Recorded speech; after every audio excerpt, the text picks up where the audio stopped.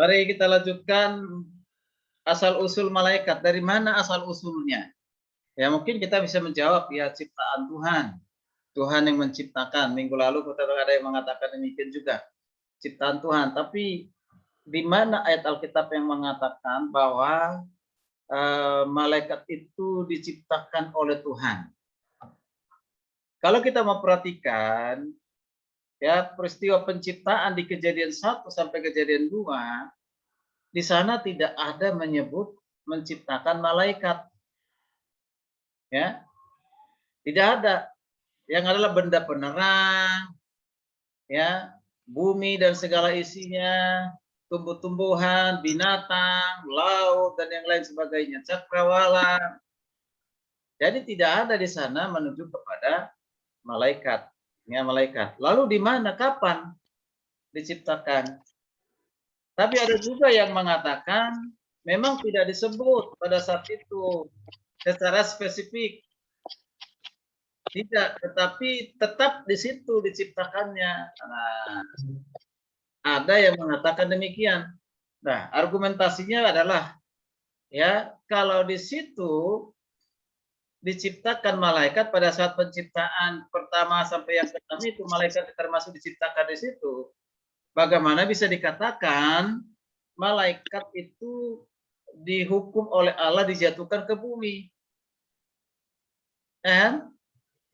Nah, ya gitu. Kalau logikanya begitu. Bagaimana mungkin kalau di situ diciptakan padahal dikatakan dibuang dari sorga, dihukum, dibuang ke bumi kan gitu, buang ke bumi. Nah itu kan.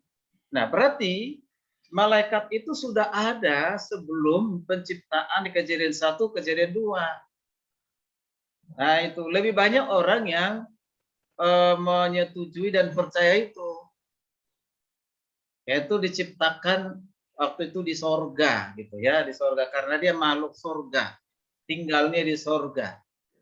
Kapan peristiwanya kita tidak tahu, ya tidak ada yang tahu. Nanti mungkin setelah kita ketemu sama Tuhan Yesus kita bertanya, ya kan gitu ya. Siapapun tidak ada yang tahu, mau profesor teologi pun silakan tanya, tidak akan pernah tahu kapan di mana diciptakan. Tapi yang pasti dia diciptakan sebelum segala sesuatu diciptakan di bumi ini. Nah, oke. Nah itu. Jadi tidak terlalu dijelaskan dalam Alkitab ya hal itu. Coba kita perhatikan ya. Jadi sekali lagi Alkitab tidak mencatat dengan jelas mengenai asal mula malaikat itu. Tidak ya. Kapan mereka diciptakan itu tidak terperinci secara gamblang seperti layaknya manusia diciptakan. Manusia diciptakan kan kita tahu.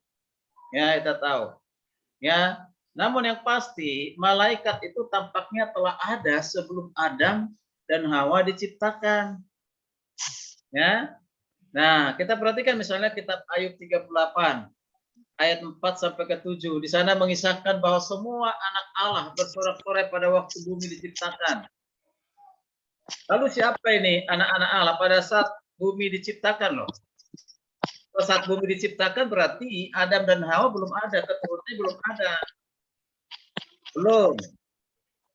Berarti menunjuk kepada siapa ini? Ya. Nah, anak Allah ini menunjuk kepada malaikat, ya, para malaikat utusan Tuhan, bersorak-sorai pada saat bumi diciptakan. Artinya apa? Bahwa sebelum bumi diciptakan, malaikat itu sudah ada. Itu keberadaannya. Ya. Jadi dalam teks bahasa Ibrani untuk anak Allah dalam ayat tersebut disebut dengan Beni Elohim. Beni Elohim. Ya. Ya, bukan Elohim saja tapi ada kata Beni Elohim yang menunjuk kepada makhluk rohani, makhluk ciptaan. Ya, sudah ada sebelum bumi diciptakan. Maka ikut bersorak-sorai. Jadi ketika bumi sudah ada, jadi para malaikat itu ikut senang bersorak-sorai. Aduh, puji Tuhan yang memberikan kemuliaan, sorak-sorai. Bersama malaikat di surga, kan ada pujian itu ya. Nyanyikan kidung pujian. Nah, itu malaikat itu memuji-muji Tuhan, bersorak-sorai atas karya-karya yang besar yang Tuhan lakukan. Ya, kita perhatikan juga ada ayat yang bisa menjelaskan bahwa malaikat itu diciptakan sebelum ya bumi diciptakan. Misalnya di Kolose 1:16 ya, ya bahwa penciptanya adalah Allah, berarti berasal dari Tuhan, ya. Minta tolong Ella baca dulu itu Kolose 1:16. Yang di layar saja supaya cepat.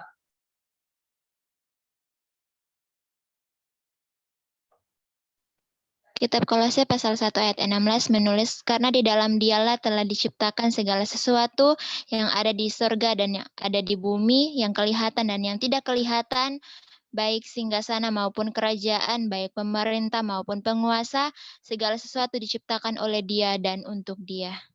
Oke, perhatikan, karena di dalam Dia, siapa ini? Kalau kita lihat dalam konteks ini, konteks ayat 16-17 itu Kristus ya.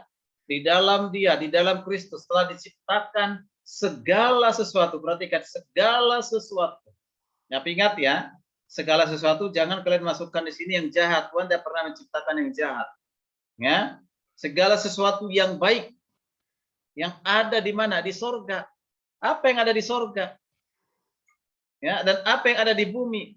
Maka dikatakan yang kelihatan berarti bumi, manusia dan segala isi dari bumi kelihatan. Lalu tidak kelihatan. Apa yang tidak kelihatan itu? Angin tidak kelihatan, tapi buktinya ada. Malaikat tidak kelihatan, tapi buktinya ada. Ya, jadi tidak kelihatan. Baik singgasana maupun kerajaan maupun pemerintah maupun penguasa-penguasa segala suatu ciptaan oleh Dia dan untuk Dia. Ya, ini perhatikan di sini pemerintah maupun penguasa segala sesuatu diciptakan oleh Dia. Ini menunjuk suatu kelompok pemerintahan juga dari yang tidak kelihatan itu, malaikat itu, dan juga bisa menunjuk kepada pemerintahan di bumi ini, di dunia ini. Oke, nah kita perhatikan, ini jelas dengan ayat ini yang dikatakan oleh Paulus di kitab Kolose ini bahwa Tuhanlah pencipta malaikat. Ya, Tuhanlah pencipta malaikat. Jadi dari mana asal usulnya? Itu dari Tuhan yang menciptakan. Ya, diciptakan dalam keadaan baik. Dia ciptakan dalam keadaan tidak berdosa. Oke. Jadi ini menegaskan bahwa Tuhan Yesuslah pencipta segala sesuatu yang ada di surga maupun di bumi, termasuk adalah tadi saya katakan malaikat-malaikat. Ya, malaikat-malaikat itu. Oke. Jadi berdasarkan kerangka berpikir dalam perjanjian lama dan juga perjanjian baru, jelas sekali bahwa dalam iman Kristen para malaikat itu diciptakan oleh Tuhan Yesus, ya diciptakan oleh Tuhan Yesus, ya. Karena tadi dikatakan kata kalimat di dalam Dia, ya segala sesuatu diciptakan. Jadi mereka bukan suatu makhluk yang tiba-tiba ada atau tanpa asal usul yang tidak jelas, tidak, ya. Jadi malaikat itu adalah diciptakan dalam bentuk apa? Dalam bentuk roh, ya dalam rupa roh. Ya coba kita tolong satu orang baca dulu Ibrani 1:14. Ibrani 1:14. Kitab Ibrani 1:14. Ibrani 1 ayat 14. Karena anak-anak itu adalah anak-anak dari darah dan daging, maka ia juga menjadi sama dengan mereka dan mendapat bagian dalam keadaan mereka, supaya oleh kematiannya ia memusnahkan dia, yaitu iblis yang berkuasa atas maut. Perhatikan di situ ada, kamu baca mana? Bukan mereka semua adalah roh-roh yang melayani. Ya, roh-roh yang melayani, ada kata roh-roh yang melayani. Jadi dialah roh, bentuk roh ya yang tidak bisa dilihat. Ya, roh yang melayani. Yang diutus untuk melayani yang harus memperoleh keselamatan. Tadi kamu baca mana ya? Hah? Ibrani 1:14. Salah baca. Nah, Salah baca dia, Pak. Salah baca, Pak. ya. Tuhan. Ya. Oke. Jadi malaikat itu adalah roh ya, roh. Jadi dia tidak berbentuk fisik. Ya, tidak ada berbentuk fisik, ya.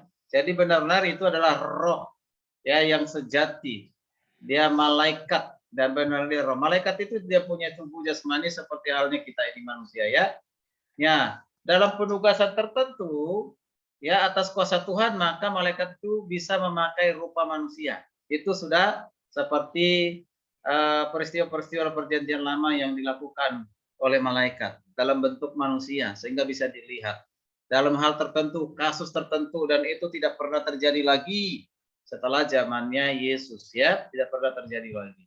sampai hari ini. Kalau ada yang mengaku-ngaku seperti itu melihat, ya bisa percaya atau tidak. Tapi saya secara pribadi saya tidak percaya, ya tidak percaya, ya karena Tuhan sudah menyatakan diri sekarang ini puncak klimaksnya itu melalui Yesus dan Alkitab, ya Alkitab. Tidak ada lagi wahyu baru, ya wahyu baru.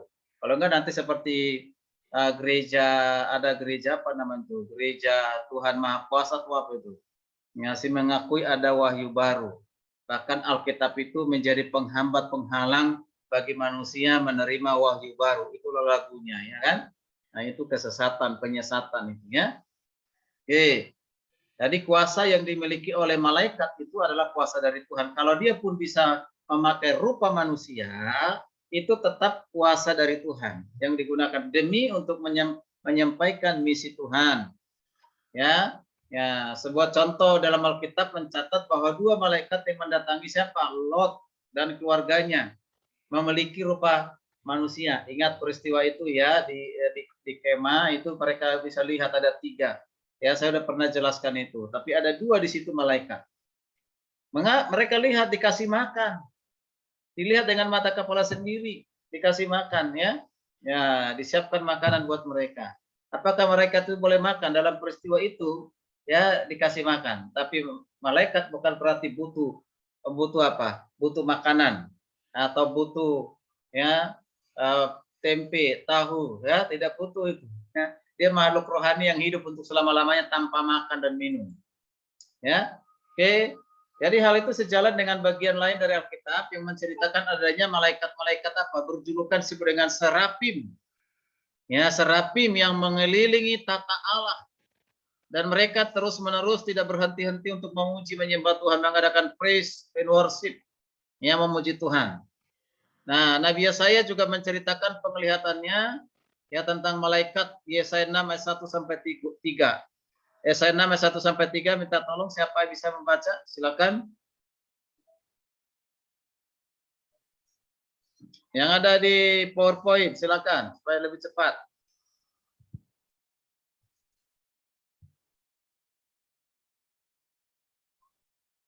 Masih adakah manusia?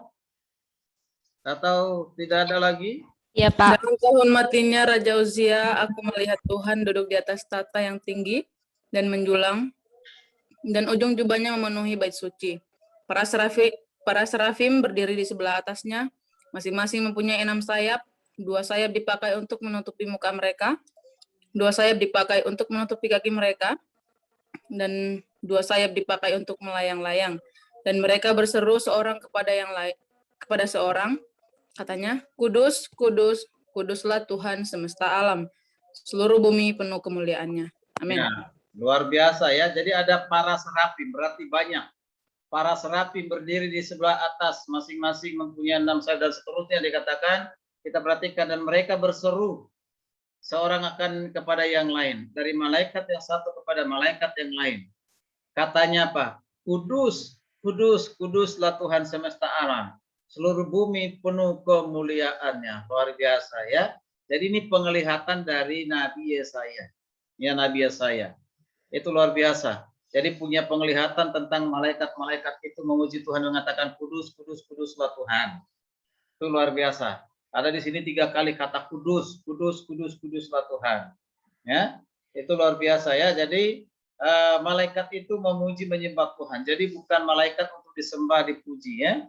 Oke, tidak ya. Jangan sampai ada pemahaman manusia kita memuji malaikat, ya menyembah malaikat. Tidak. Kita sama-sama pemuji Tuhan. Malaikat pemuji Tuhan, manusia juga pemuji Tuhan. Jadi sama-sama pemuji. Ya, penyembah kepada Tuhan.